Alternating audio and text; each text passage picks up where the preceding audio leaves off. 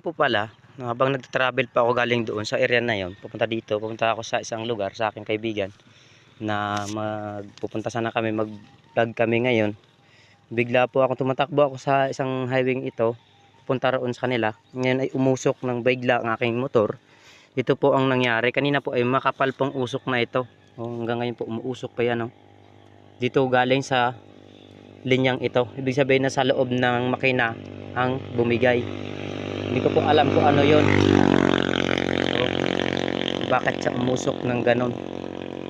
Kaya po hindi pa ako makaalis. Hindi naman ako marunong mag-ayos na to. Inop ko na agad kanina habang umuusok yung motor ko na ito. Inop ko na po yung aking gasolina. Baka kasi lumiyab at makasunog.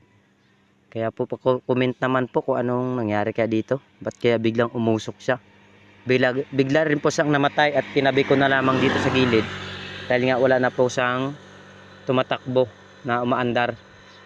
Yun lamang po. Marami pong salamat muli. Sana po mag-comment naman kayo kung ano naman itong nangyari. Ba't biglang namatay habang nagta-travel ako.